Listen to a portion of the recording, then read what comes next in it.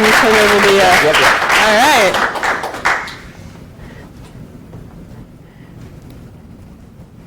Great, well, great to see everyone here and everyone virtually. Just a few administrative things before we get started. I want to thank Excella again, and thank you to Brian for hosting this and putting this on. We have a thank you, sir. All right, and just really quickly, Berkana Enterprise Consulting, there's a half-day seminar in Newport News, July 21st. There's an IT track and a non-IT track. If this is something you're interested in, tickets are $50, and we can talk about that offline. And House Concert Movement, free event, but accepting donations. They're monthly events. You can come talk to me, and I can direct you to where to go for that information. And I want to say thank you again to AgileCraft for supplying the pizza and hosting us here, and to Berkana. All right, so our goals. What are our remote agile teams, and why do we have them?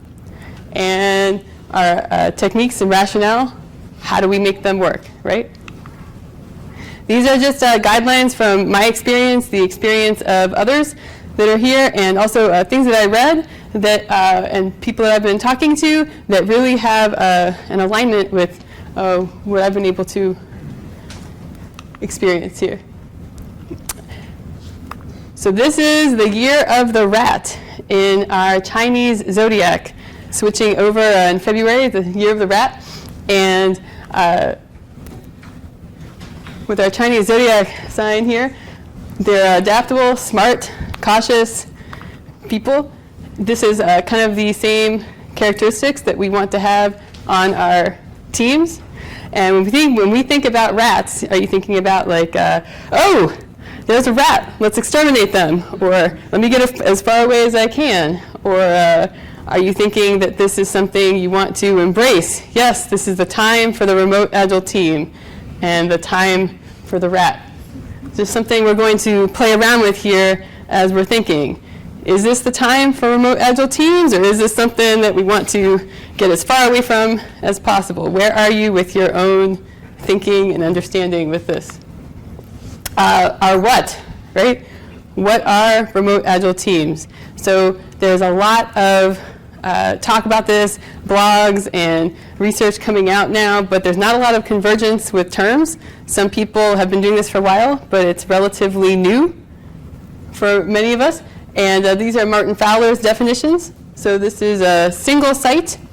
If you are on a single site team, then you are just a few feet away from anyone that you're working with. You're really in that closed, kind of a close environment.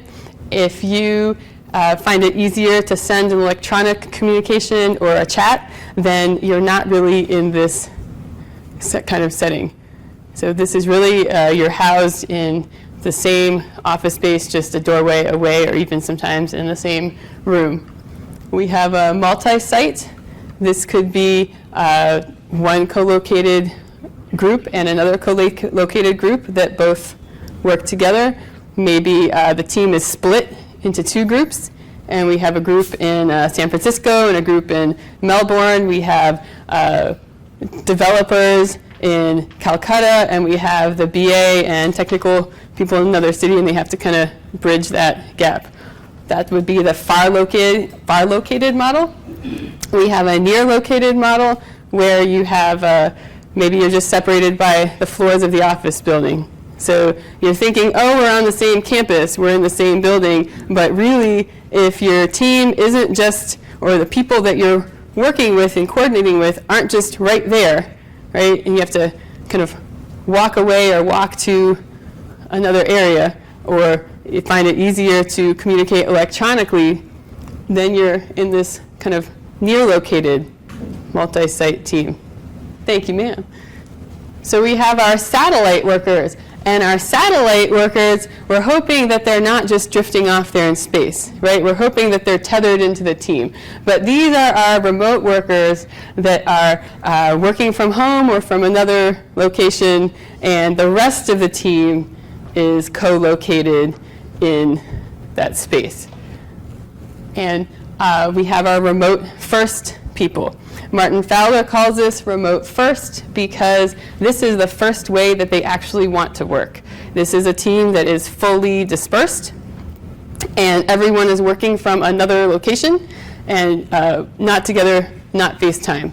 Just on the platform, using technology and tools and collaborating that way.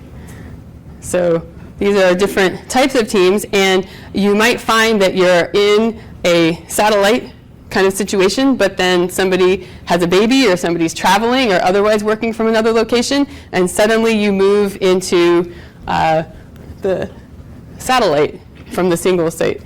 And you're going to have different challenges on your team once your team composition changes. So sometimes you might be in a team that's designed a certain way, or other times you might find yourself in the position of being on one of these structures of a team because technology tools were available that enabled it, or somebody is suddenly working off-site.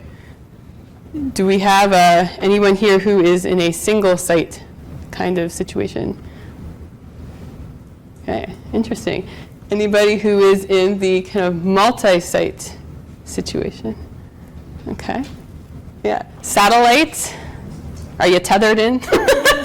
Are you with your team? Okay. Remote first? Fully dispersed? Okay. Any other situations? All right. So we're just being aware of the kind of team composition that we're on and the structure of the team as we go into our conversation. This was an interesting thing to think about. This is from Lizette Sutherland. She has Collaboration Superpowers.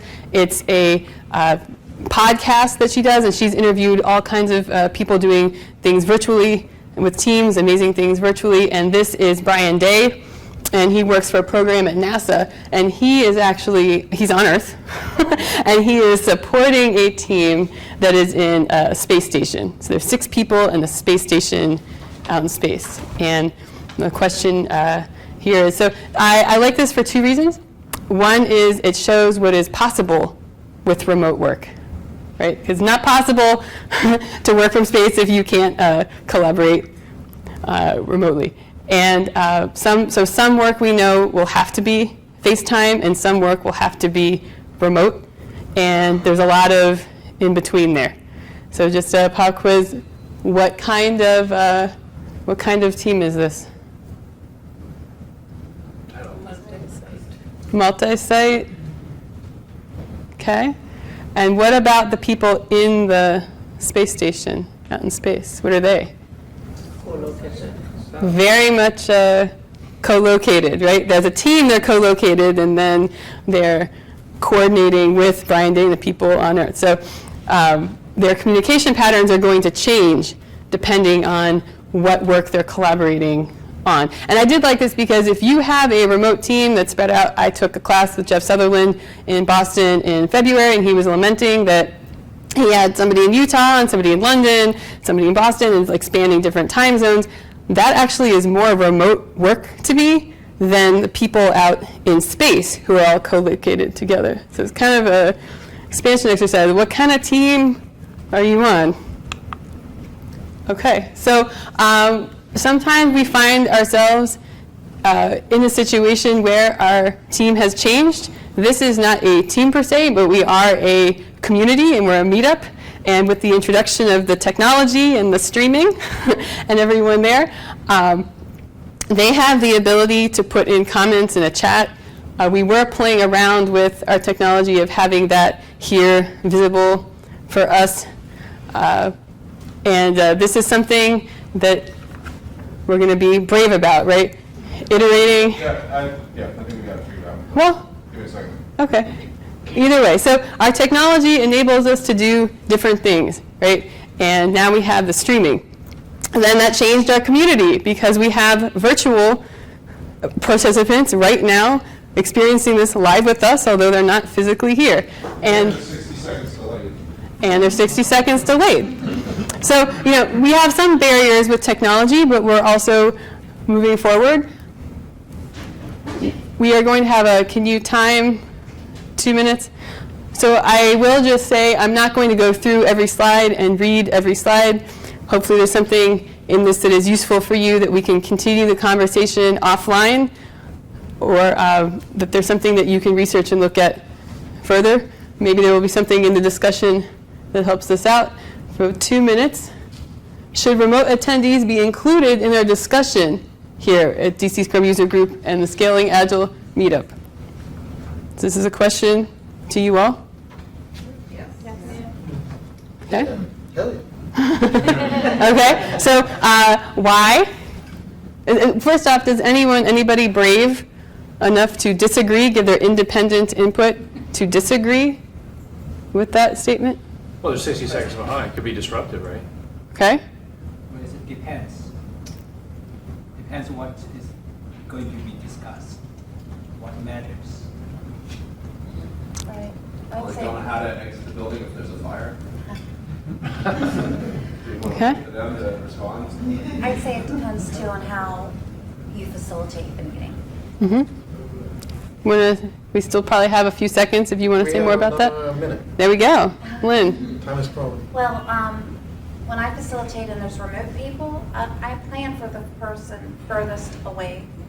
So if you plan this and you're only taking into consideration the people here, it's nice to involve them, but they're in listen-only mode. So if we're really inclusive, how are we including them? Okay, so for those of you streaming that didn't hear, if we're inclusive, how are we including them? Lynn plans for the people that are furthest away, and it's up to the facilitation of the meetup or the meeting. Okay, and we have some stuff in our chat here. Yes, yes, yes.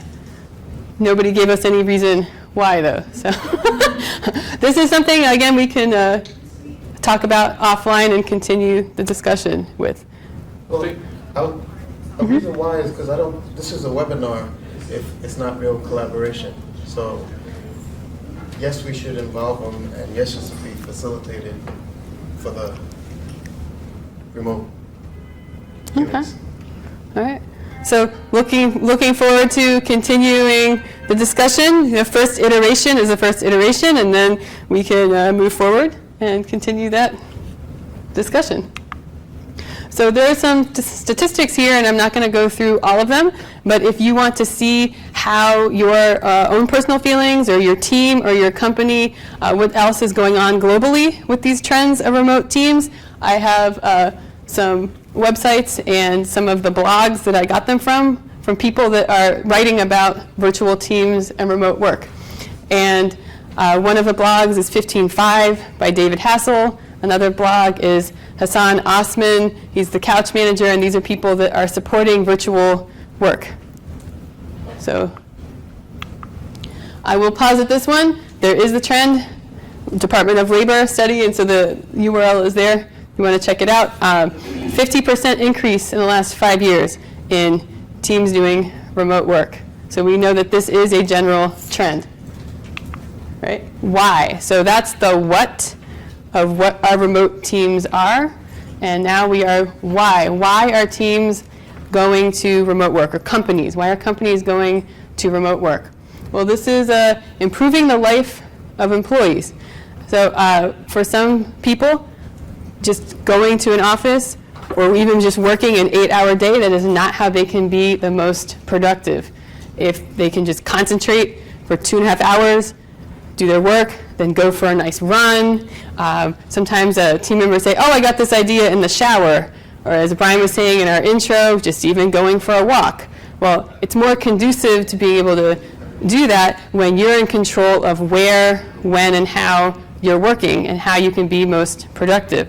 We're about to go into a holiday weekend, and I've heard people say, oh my gosh, I am going into work on Friday because it's going to be so great, it's going to be quiet, everyone's going to be out of the office, I'll actually be able to get something done. And what that tells me when I hear that is you want an environment with less disruption and less people. When Lizette Sutherland interviews people for her podcast, first thing she asks is, how did you set up your remote work environment or your workspace? Because people need to be working where they feel most productive and on the schedule that is best for them, with the work-life integration, being able to get all of their family exercise in the hours that they can be most productive working. And access to the best candidates regardless of location. So the teams that I work on, 3 different teams, at least 3 different companies, and they're all that remote first model. Because I have a day job, I go to my day job, and I can utilize those off hours. So meeting at 7:45 in the morning, meeting at 9:30 at night. So this is not just about being a physical location. This is also about having breaking up the workday and being able to utilize those other hours of the day. If you are just going into an office, you can only work those hours that the office allows you to work, versus being able to utilize these times where you might be more productive and more on, and be able to break up that workday.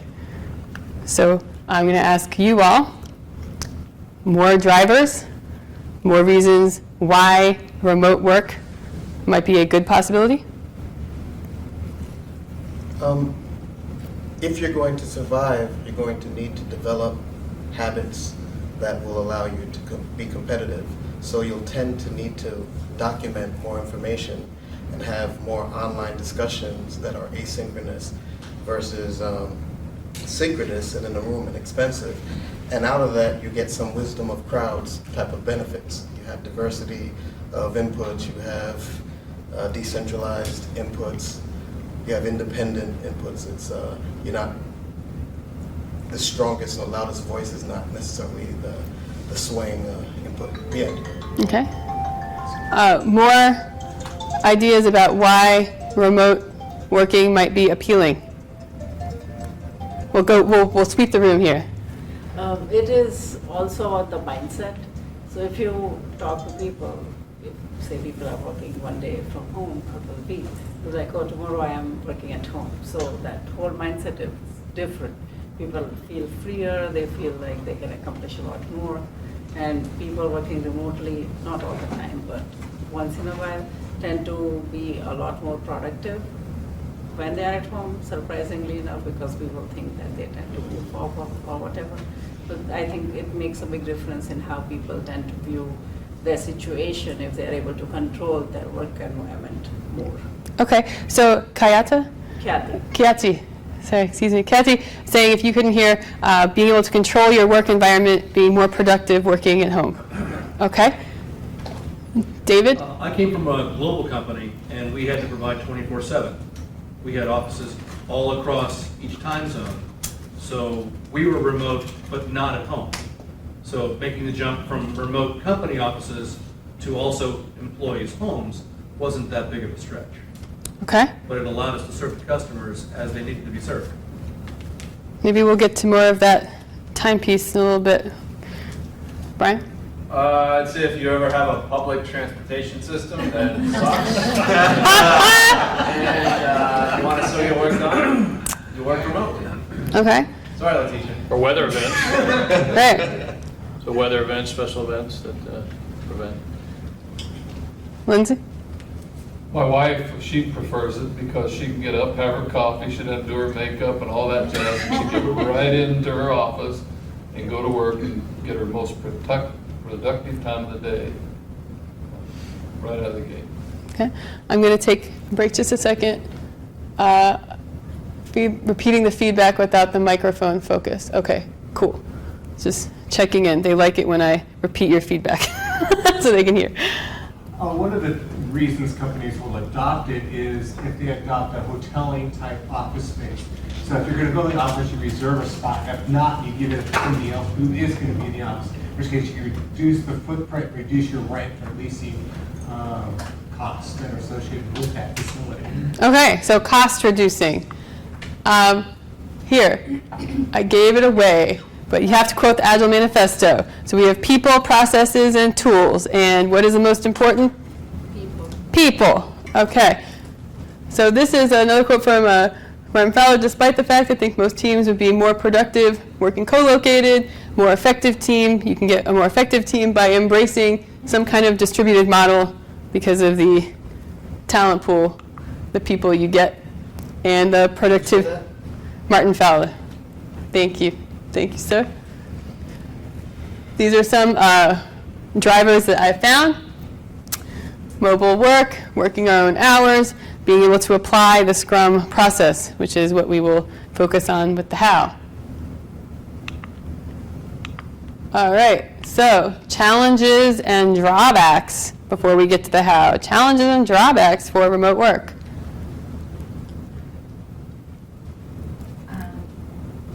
I think sometimes it can feel isolating. I mean, on my end, I'm a technical writer, and I've been a part of an agile team, and I was working with people who have obviously different levels of experiences. And I would have liked to have a little bit more one-on-one, but sometimes they are maybe just preoccupied with other things. And so I was like, man, if I were in the same room with that person, I could get their attention quicker, because an IM being pinged or something is nice, but I think it also helps for that person to be right in front of you if it's something that's a priority. So I mean, I find it to be, it has its pluses, but I think it has its drawbacks too, because that face-to-face, that present, I think is helpful, especially when you're with people, different experiences, and maybe even different backgrounds, and technical, non-technical teams. So you're talking about people with different experiences, backgrounds, the diversity, and can I summarize that with engagement? Yeah. Okay, so engagement as a factor. I just had this problem today. We use Skype, and the audio quality can be poor at times, so you miss half of the conversation that's going on. Some days it's good, some days it's not good. Okay, so tools, technology, right tools, sure. I was going to say the quality of the interaction can hold you hostage. If you have poor interactions, you get poor results. So if you don't communicate, if you work in a silo, then you're not delivering all what you need to do. Okay, so communication among team members. Okay, communication among the team, engagement, and technology failing us. All right. A lot of communication is through body language, and a lot of times, like if you're just doing audio calls, you are completely missing it, and you're not getting kind of more context around what people are saying. Right. Okay. Oh, tech issues, I guess. Okay, well, monitor that. Morale. Go ahead and read it out loud. I'm not seeing it. Oh, morale and body language detection. Okay, thank you. Morale and body language detection. All right, so drawbacks. This is from a paper, Mina Dor and Kip Kelly. And there was a survey of 30,000 multinational companies, employees of the companies, and they cited some of the same things. Reading nonverbal cues, not having enough time to build relationships, the absence of congeniality, establishing trust and rapport. It's very interesting.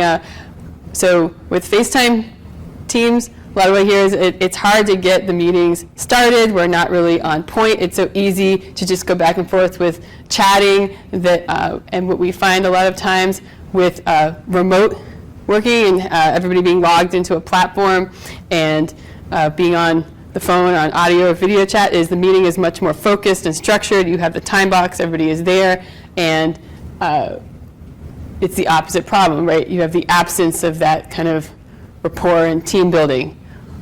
Whereas with FaceTime, sometimes it's the absence of being able to get everybody reeled in and actually sticking to the purpose of the ceremony or the meeting.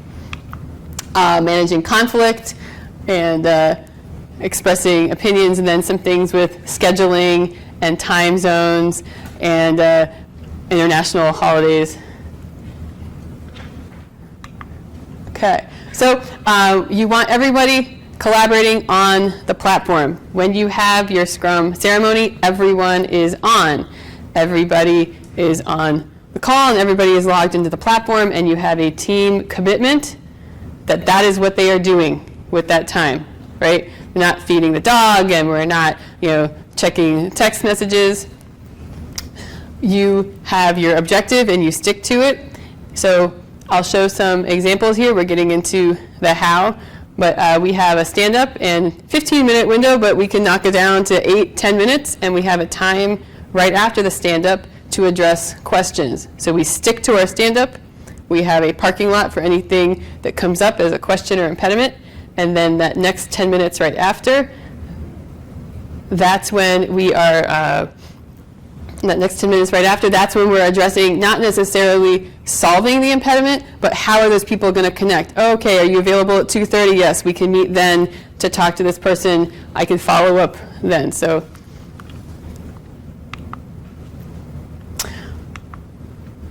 here we are, the stand-ups, where we have multiple open channels of communication, right? We were talking about with that ping. So you need a communication agreement with your team that when you get the ping, you answer the ping, right? We'll talk a little bit more about that. You have to have a way to assign people work and team up and collaborate on the work. So for our stand-up, we have our Trello cards. We can go through the story cards. Each one has a checklist. If I need to assign something or anyone needs to assign something, each team member has an individual card, and it goes in their to-do list. People were upset about it going straight into their to-do list, so we have like a pending to-do list, and then that person can move it themselves into their to-do list. They can it goes into their pending list, and then they can adopt it in, right? So they're drawing down the work. If you put something in someone's to-do list, you also ping them on Slack and let them know. They'll get an alert from Trello to their email or another form of communication, but you also ping them on Slack. We have this idea of over communication, right? Multiple channels open, over communication. If you miss the stand-up, then what you did, what you're planning to do, your impediments, goes into Slack. If you're going to be out, then you over communicate to your team. I'm going to be out till 11:30. When I come back in, I'm checking Slack. And then I'll check my Trello card, and I'll be able to see what work was assigned to me. And with the stories, then, you can have multiple people being assigned work or assigning each other work or checking in, and also comments. So the Airtable, this is filled in now, but this was before we inputted into Airtable. So this is, all of your work is available for the whole team to see. Right, whatever platform you're using. Oh, I was going to ask, because I know Trello is like a type of tracking for project management. Mm-hmm. We personally use Rally, but I know there's Jira, and so is Slack like another tool? Slack, yes, I'm sorry. Slack is a chat tool. Okay. There's HipChat, there's a lot of chat tools. So I should have also, trying to not take up too much time with talking about, this is not really going to be a discussion so much about all of the different tools. I have some websites that have lists of tools, but that's not comprehensive either because things keep changing. So what we're going to do is use our Wise crowd here. Thank you, ma'am.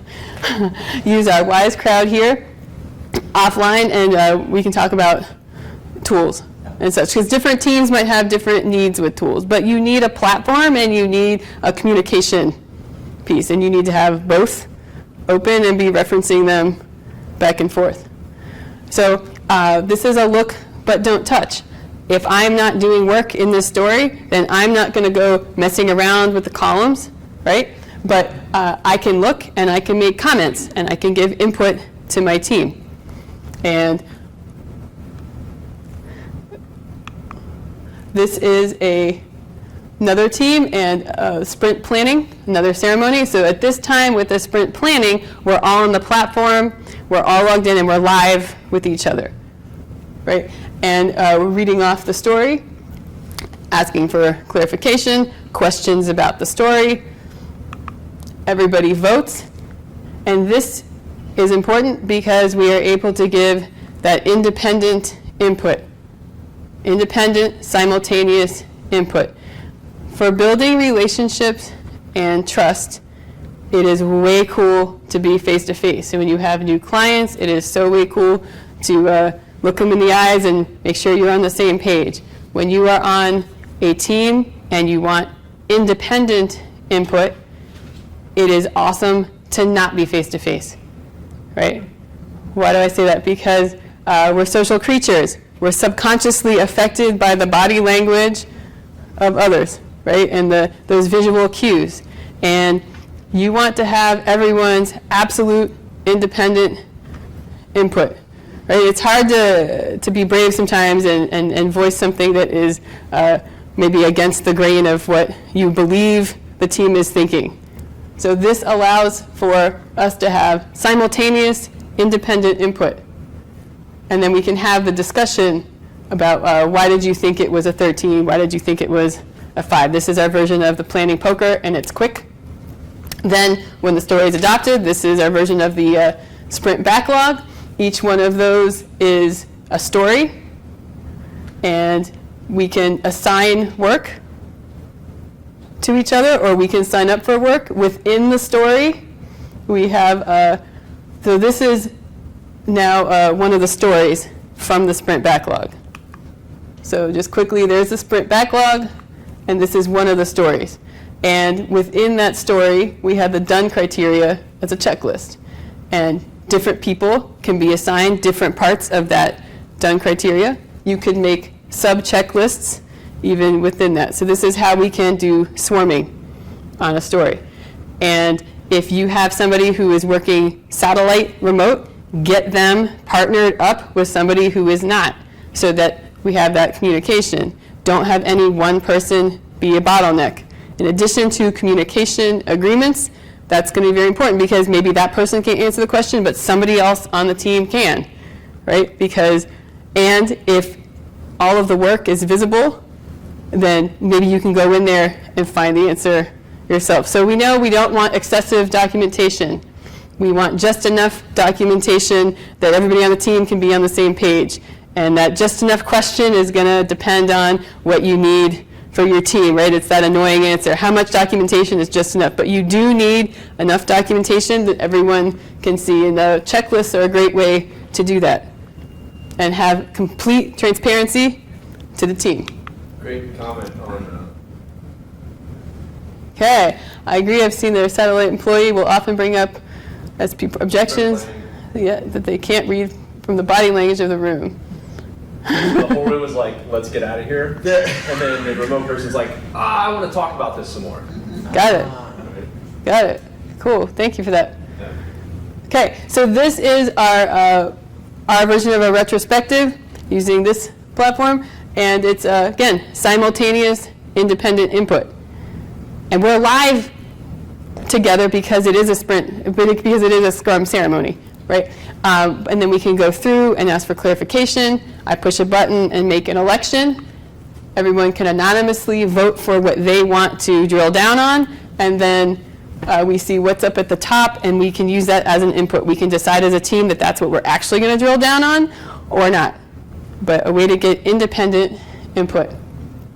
So you need to have a platform, right, that follows the basic flow of brainstorming ideas, being able to make a decision, plan, execute the plan.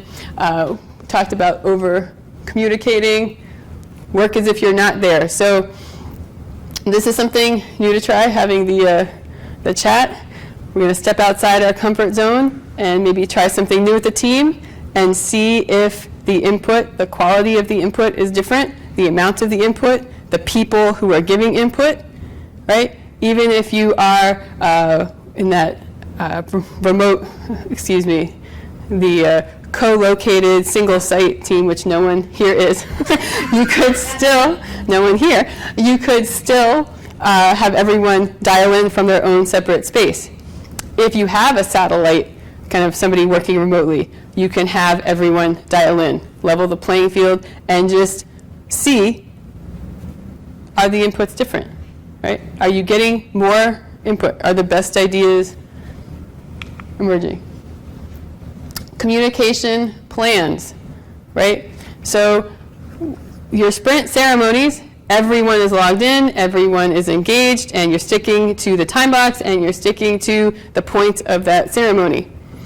But outside of the ceremony, what is your communication plan? Sometimes we have core hours, and the core hours are not necessarily where you're meeting, but that is where you know someone is available to work and answer your questions. So your team has an agreed upon core hour.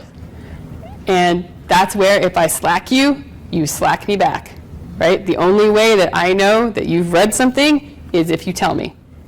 And if I want feedback on something, asynchronously, I can say, by 9 a.m., I want everyone to read this and give me any questions that you have. Give the team any questions that you have, right? So then you have to say what your questions are. If you have no questions, you have to write, I have no questions. And I can easily see that everybody on the team has responded and we've gotten input from everyone. Then I can say, okay, great. By noon, I want everyone to have read and answered the questions if you have an answer. And if you don't have an answer, you put something in there that says, I've read it, right? So I might put that out in a comment and checklist, and I'm also going to ping everyone in our communication log or whatever your chat channel is. You're over communicating. It's out there and it's communicated. These are communication plans. There's Lucid Meetings. That's Chris Higgins. That's his blog. And Hassan Osman. That's his blog. These are templates. You can go to the template and check out something that would work for your team. Okay, anonymous voting, independent inputs. For building trust, it's great to have those visual, verbal cues. For independent inputs, it's great not to.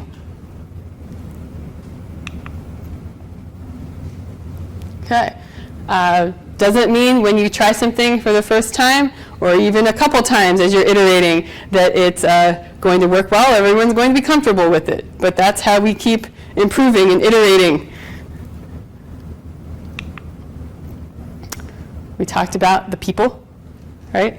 So in order for this to work, you do have to have the right people, or at least a strong enough culture that you can kind of rein those people into your culture and indoctrinate them into the culture.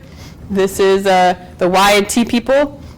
From Mark Kilby referenced it, and I know it's a common term, but this is where you have a very deep knowledge base, domain knowledge, but you also have a wide breadth, and you're willing to teach other people, and you coach other people, and you're also willing to do some things outside of what your immediate domain knowledge is. You're willing to reach out and help other people with what they're doing, even if it's not your immediate expertise. You need these kinds of people on your team in order to make this kind of collaboration work.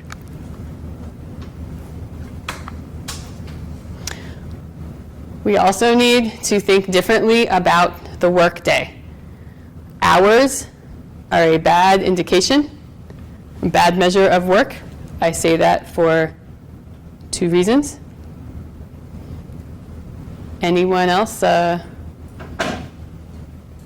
Anyone want to give a comment about why hours are a bad measure of work? Measure productivity. Yeah, you work 10 hours, that doesn't mean you're productive 10 hours. Not a measure of productivity. And it causes burnout. Mm-hmm. Part of the thing with Agile is measuring progress through if you're doing software, what's executing, what's working software. That has nothing to do with hours. That has to do with delivering working software within the time box. Working software within the time box. All right. Hours are a measure of effort, not effect. Yep. And so two reasons, yes. Scrum tells us that we're going to get better and better as we learn from what we're doing, and we're going to continue to improve, and our productivity is going to improve. So we shouldn't assume that it's going to take that amount of time, right? Because we're going to keep getting faster and faster as we go along. We also know, and this is from Hassan Osman's blog, why it took an old lady a whole day to write a postcard, right? If you have 45 minutes for a stand-up, your stand-up might last 45 minutes, and if you can trim that time down, then you can get it down to like 8 minutes, but we will fill the time that we have with the task that we have, right? So this is we're concentrating on output, on the product, not on the amount of hours in a day that we're working. We've got to make that shift. And I'm curious on something though. It says what matters to each individual is that they can decide when and how to work. Isn't that within boundaries of collaboration though? Because we're working in a framework of collaboration. So there has to, is that part of the working agreement that you were talking about? core hours, absolutely. Core, and you know, it is harder to gauge engagement, right? Those people must be at that ceremony, and if they're not, then you see the message and you see when they're going to be back. And also, so there's a time box. We have a commitment, if we're doing Scrum or something, to deliver some functionality as a team within a sprint. So within that sprint, you're expected to deliver it, but within each day, you should have freedom as long as you're honoring your collaborators to be available to them. So there's freedom within a time box. How do you build trust? You're reliable. You deliver what you say you're going to deliver when you say you're going to deliver it. And that's how you build trust, and that's how you get more autonomy, right? Both as a team delivering something and as individuals on a team working. All right. The challenge of building team rapport. Some things that can be done, setting up a kind of a chat, a random channel, something where you can share, hey, what was your Father's Day like? Pictures. Dr. Clue, David Blum, we'll do an exercise in just a moment. He does treasure hunts and live physical, like around cities where people are running around doing team building, and he's experimenting now with this virtual version. And I didn't do that, but I was there for the debrief. And his comment was that everybody in the debrief was so much more engaged because they weren't exhausted from running around the city all day. And we had, but being able to incorporate games, challenges, team building exercises. Patricia. Team building exercises. So these are subtle. We're going to do one in just a moment. Simple things, right? History of your name. Take a picture of your shoes. Show the picture of your shoes. That can tell people about your hobbies, your exercise, what you're doing after work. This could be a lightweight thing, right? But you have to plan it. So it could be 1 day a week. You take 10 or 15 minutes, or you can just choose a person each time and begin your meeting this way, but find some way to have team building. I saw somebody referenced David Horowitz, who was here a little bit ago, and he talked about if one person's remote, everyone's remote. He also talked a lot about this team building trust aspect. But this is, again, there's more icebreakers and lists of that to check out. These slides will also be available. Don't feel like you have to furiously scribble away. So we are going to try a team exercise. Now, I'm going to say that I took some things from discussion points from Dr. Clue, David Blum, but blame me if you don't like this because this was my creation. All right. What we are going to do is have all of you join everyone here. But I'm going to explain the activity first, and we're going to go for it. So the time now is 7:30. 7:30. Okay, cool. So we're going to have this done in a time box, probably 8 minutes for the activity. What you are going to do here is we're going to have 4 groups. So you all are going to come over here and quickly form 4 groups. In your group, you're going to have these lines of a poem. You're going to put them in order. You're going to tape them together, okay? And then you're going to put your stanza of the poem up here. And we're going to try and reconstruct the poem. Well, they're not. Oh, right, because they can't see it there. Thank you. Our considerate physical attendees that are here. So, sorry, we are going to reconstruct our poem. All right. Did I say you have to be brave? Get outside your comfort zone. Not sure how this is going to work, but we're going to have some fun. I will debrief and tell you the reasons why we're doing this activity after, and maybe there's something here that you will iterate on and make it even more improved for your team. So, when you give a signal, you're going to come over, 4 teams. When you're ready, give you your bag, stanza together, stanza taped on the board. So one team will be at that board, is what you're saying? Thank you for the clarification. No, all of the stanzas, when they are taped together, will come up to this board and be a reconstructed poem. So there are 4 stanzas to the poem. In your team, you're going to put the strips in order, tape them in order, then bring it up here and tape it to the board. So do the taping of your lines in your small group before you bring it up here. All right. I'll give you 1 minute to get organized into your 4 teams. When your 4 teams are assembled, give me a thumbs up and I will bring you your bag. Let's go.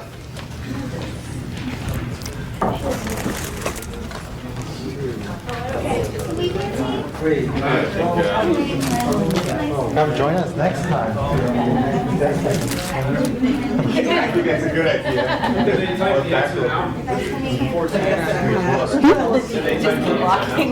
We're not walking with someone. Are you all ready? Ready? Okay. Yeah. 14. Okay. Come on over, Liz. Come on over, Liz. All right. Yes, start. 8 minutes or 1 minute? 6 minutes. 6 minutes. I guess we got I need a 4th team. Hold on. We don't want anybody on their phones Googling this. Okay. I need a 4th team. Are you willing to?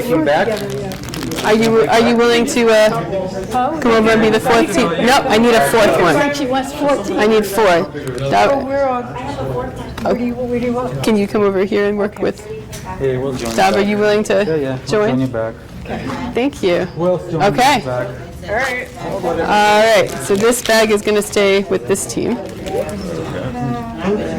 right. Then we were then in 4 teams. Yeah, we were the 4 teams. Anyway. Go for it. Did I mess up? I'm sorry. Thank you.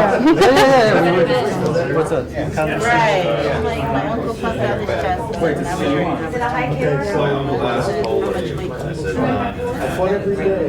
yeah, I think that sounds Because then this can continue to some. right. Then like the other part didn't make sense.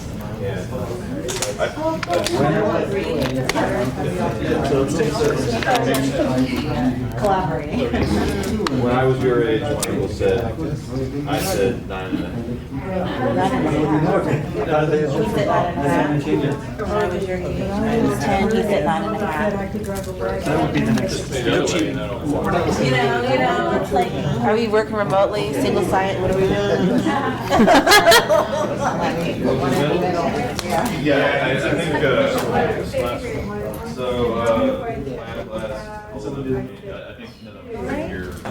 Okay. Time check. How much time do we have? Oh my gosh,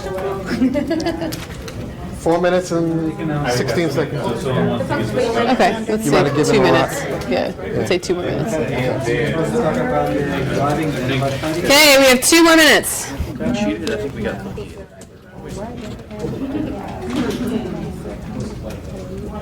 I swear this is not the first time.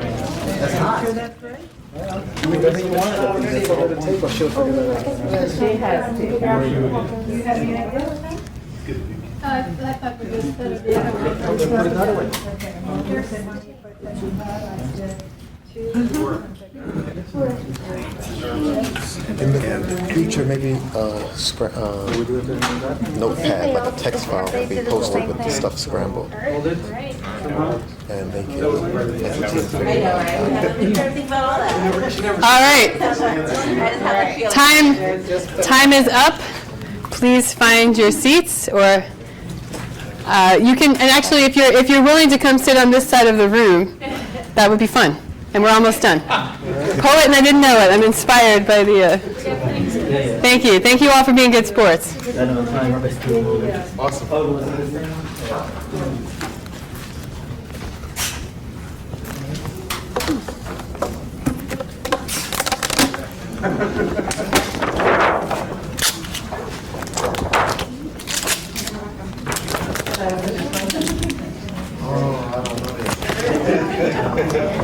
All right. So, is this within the site range? Over to one side? Yes. We can take it out.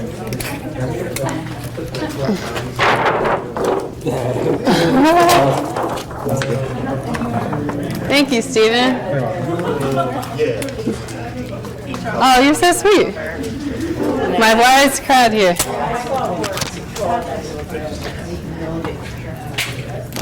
All right. Thank you all for being good sports with this.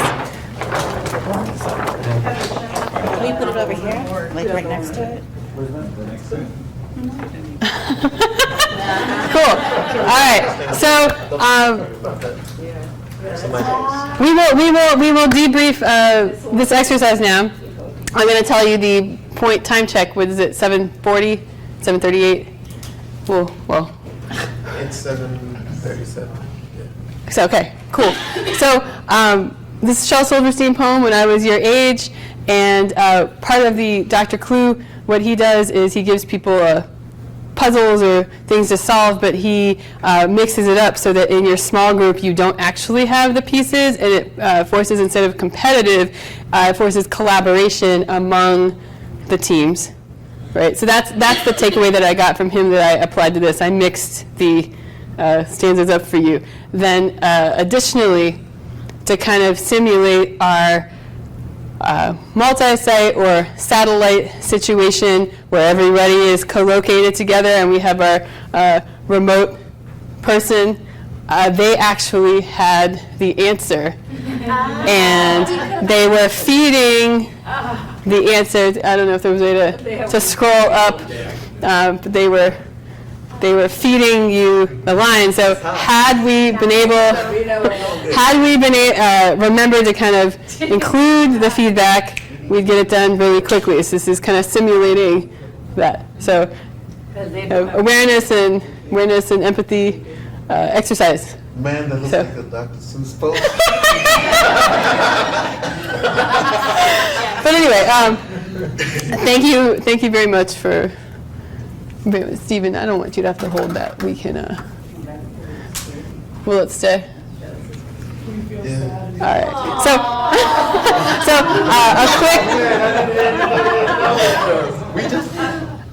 A very quick debrief. Any more comments about this? How you would use this? What you liked, didn't like? Anything quick? And again, we can continue the discussion. Yeah. I liked it a lot, but I'd like to think through how they could participate. But they did participate. No, I know. They did. You just liked it. Oh, no, did you guys give them at the Yes, beginning? yes. Oh, Patricia fed the poem so that they could simulate being the role of your satellite worker who is there trying to contribute their response to the team. If there was like a blinker or something, that way we knew when they were doing, because I guess that would have helped, like if we just knew like you guys are actually like communicating with us. Yeah, that part for this exercise was on purpose, just to. On remote and co-located teams, so some of us could have worked with I would them. only say, in fairness to Heather, she did constantly throughout the session keep pointing out our team's remote. She would read back her feedback and stuff. So there was an awareness she was trying to give you subtly that there was a remote team participating, so. Oh, wow. So we went back to just like human behavior. Yeah. It actually brings in the importance of a coach or a collaborator, reminding us that we're. Don't feel sad and neglected. Adam? Acknowledged you now. Okay. In a way, this is the way the system integration team in SAFE was born, because many teams not communicating. The role of the system team originally was to make sure they're all communicating, and then when you have an end-to-end solution, make sure it all comes together coherently. So that's almost, what potentially we were missing here is one, a coach, Scrum Master, but also a, if a team was responsible for just that, it could be the solution as well. Yeah. But awesome. Thank you all for participating and being good sports, and I look forward to feedback and continue the conversation.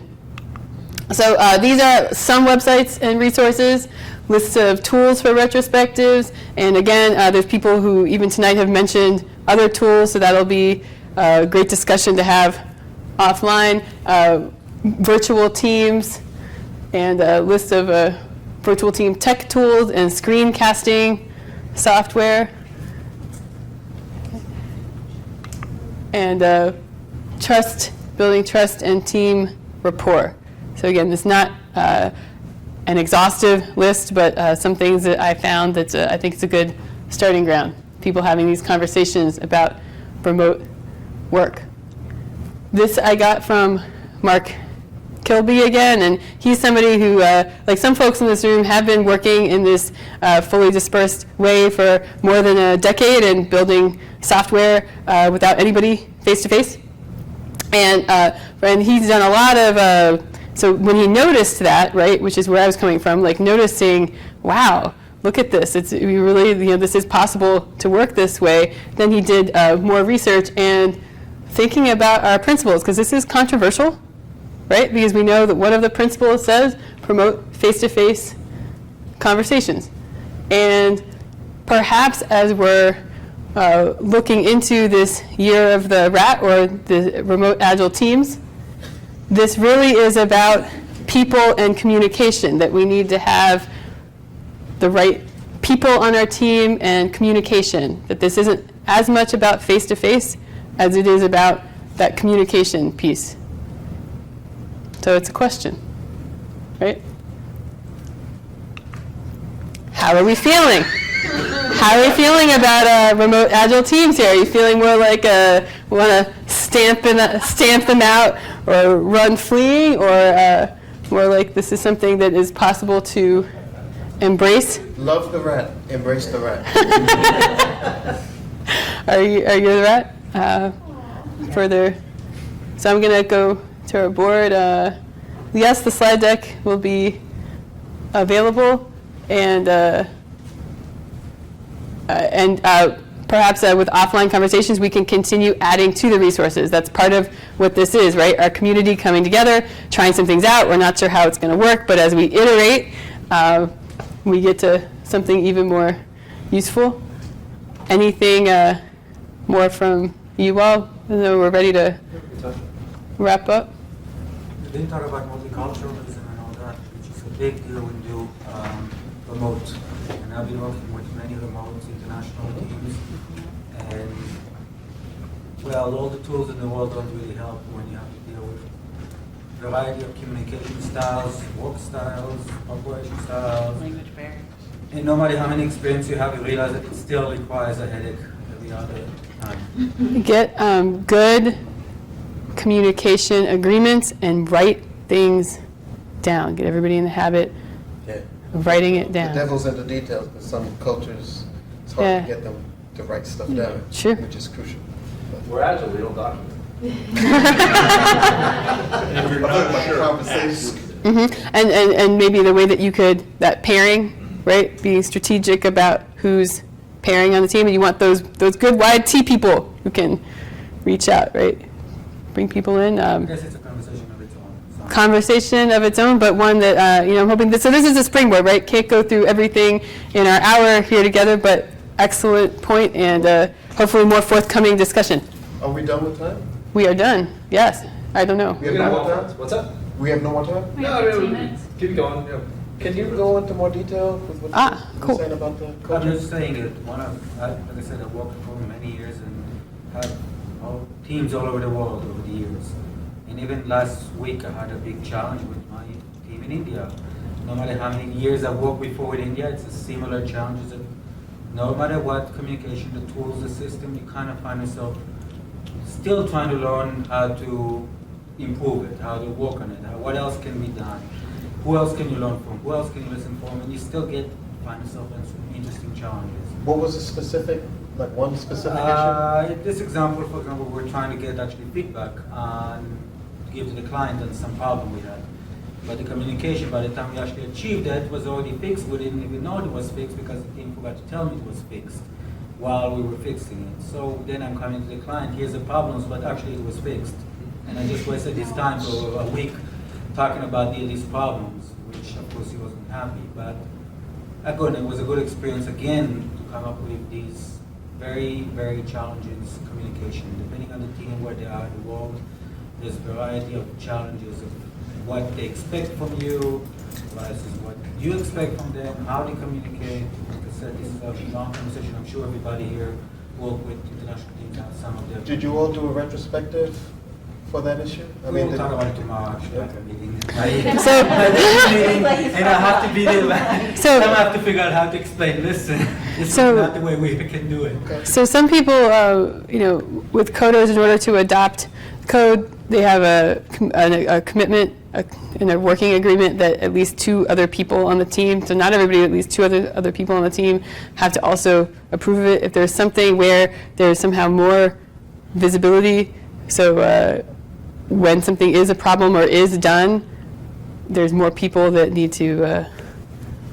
So what I alluded to this earlier, if you're gonna commit to being remote first, because nobody works together for the last 12 years or whatever, so we've really focused on understanding what should be asynchronous, what should be synchronous, as well as rules. Like it's not gonna work if people don't, like if you're doing product development, you have to have your stories online. There should be discussions about the story within the context of the story. When things are done, you shouldn't have to ask somebody, it should be visible. It's a process that evolves over time. As a tribe, you develop a culture of being remote. And we have worked with Indian folks as well. How do you enforce that? Because I've had a team where you had a Scrum Master who had Rally, and we had our user stories, but they would jump from one user story to another user story, and it was like, who's telling them, okay, before you go to one more user story, let's focus, let's have that discussion. What were the pain points? Where are the lessons learned? How do we avoid that moving forward? Because, So if we're doing retrospectives seriously and paying attention to it, like you're not achieving a sprint goal, and you find out what are the real root causes of that, ideally there's not a specific way to solve that. The team should solve it with a well-facilitated retrospective. I don't know if that answers To the get question. to just to Letitia's quick point, I think from experience that I've had is like, as the coach, I'm going to go talk to the product owner and say, demand that the team get you the first story before they move on to another story. right, that's what I'm. So then the team's like, okay, that's what we're going to listen to, that's who's paying the Stop bills. sign. Yeah. That's one way that Yeah. I could see enforcing that. In a beautiful world where we have a mature agile coach who understands their role, right? Sometimes the team themselves should build trust and point it out if something's a little wonky, if it smells a little funny. That's part of it. One solution I've seen also is it's kind of a mixture of Kanban and Scrum, where you can limit the work in progress. You can say only 3 stories or 2 stories or whatever, Yeah. and Don't have that'll everything, force the whole them pie, to work just in a together piece, yeah. on And prioritize Right. which ones we need to have right now, or Right. whatever. There's a That's word a for it, it's simple- called Scrum Bond. And it needs to be driven home every time. That's how they get to the self-learning and constant continuous improvement. So it's not like you tell the team once, it's going to happen. One thing I'm not sure that I emphasized enough with this is having the communication be available to the whole team. Once you have those side chats or conversations, or like email, there's some companies that have eliminated internal email, and email is only used to external sources, right? Because if you have a conversation, then the net of that conversation is put into a place where the whole team can access whatever the point is. So it's going to be very hard for a team to function in this way if you have too many little side chats. All of those, so building trust, right? with your team and having the team hold each other accountable, as much as you can get that communication visible to the whole team, right? That's it. Our government client basically demanded that we all use HipChat for everything. So every conversation about deployments, about any stories, regardless of what application, it all goes into HipChat. He has even talked about it with his colleagues who are very email heavy to really push that. So that whole process has taken a lot of time because that's a behavioral change to get people out of going to email. Because even HipChat, if it says at all, it'll end up in your email, but you still have to get people to actually communicate in the HipChat and not do the email thing. Mm-hmm. And they're it's an integrated thing, part of Jira, so you connect through and Jira. their motto is Well, that's all that other stuff. work as if you're not here, right? That's their. Okay. Do I have a go-ahead card? Let me see. I'm sure I've got a go-ahead card. That's awesome. That's an awesome comment. Go ahead. Reinforce that when we went to this fully distributed thing, Eric and I said that we weren't going to look at emails from any employees again. Only emails we would take for the company would be coming from clients. And even vendors, we got them to get onto the platform. And that was a way to make sure that everything was there. I mean, have somebody just say, no more email. I mean, if you allow a little bit, then... What's wrong with email? I'm not following. What's wrong with email? Yeah, I don't understand why not. You have information that is all over the place that out of context. So if you want to find out if something was done, you have to search here, you have to search there, you have to search... I mean, you don't... Search your email. And the whole team is. That's one issue. Okay. Another issue is when you have a new person on the team, you want all the information to be available to a new person that joins the team. If you have emails, you can't suddenly join people to, I mean, there's a collection of reasons. And that's so you want all of the communication for whatever that story, that topic in one thread, right? So that it's organized and you can let everyone into Especially the when conversation. You're going into like a safe, scaled agile kind of thing, and you have multiple. The email stuff gets really crazy. You want to be on a collaboration, right? No, you want to collaborate on topics or artifacts so that it's clear where to go to get the information, the history of why decision was So we made. use rallies. I don't know what we use then. You could use Rally to do some of that stuff. They actually have a lot of stuff that people don't make use of. They have discussions that you can have on stories. Yeah, it could be probably attached to the story, even as that story matures, where it's like definition already. The team to work on, there's a flow of information. If you're interested in finding out why that decision was made, there's probably an archive, reason why that happened, and then even as it flows through the development and then out the deployment, there's a constant. That's where all the information is. It's not Letitia and him in an email. And they're like, where is that email? I do want to bring our attention just one more time to the devs were getting annoyed that multiple individuals were asking the same question in independent Slack chats, right? So they get everybody, sounds like, in the same space. So having multiple sources of communication open, right, for your team. All right, I think we'll definitely be around after, but let's, did you want to say one last? Oh, I was just going to explain, these are, if you're doing video chat, collaboration super cards that you can hold up. This is a whole other discussion too, right? Etiquette, team meeting etiquette. Maybe, that will be a future discussion here, team meeting etiquette, but this is one way that you can let people know. So this is our giveaway. Here are these cards. Yeah, we have 2 decks of these cards here.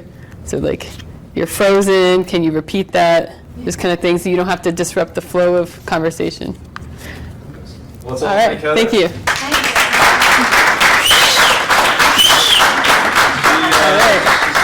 Did everybody, it feels a little light. Do you have the Yeah, you got two of Okay. them. Yep. All right, We're cool. gonna give, Cool. two of these away. So first pick, we'll get one deck of cards. All right, this is Stacy. Stacy, your niece was in a competition, Stacy? She's in this Friday. Awesome. All right, shuffle it around. One more deck. So, and this is Stephen. Steven. Joyce, Stephen Joyce. Sorry, Stephen Joyce. All right. Excellent. All right. And we have one book, Mike Cohn, been around the Agile space for quite a while. He's one of the graybeards for sure by now. Succeeding with Agile. So let's get one lucky. Darcel Blake. Excellent.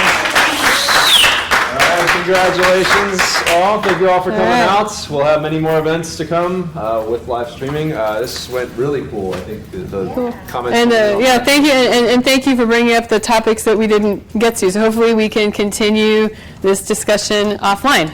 Right? Use our wise crowd. Thank you. Last couple things. Retro cards. There's Yes, lots please. of pizza, lots of other stuff. Grab some if you could too. Just kind of collect your stuff, recycle bin out in the kitchen. And yeah, thanks all for coming out. And, Thank hope you. it don't get too wet out there. Is it? Oh yeah, here. Is it raining? Card for you. Thank you. Thank you. Good Can I get a hug? Yeah. Thank you. Thanks for being a No, that's awesome. I'm glad you pushed that. No, that was really good. All right.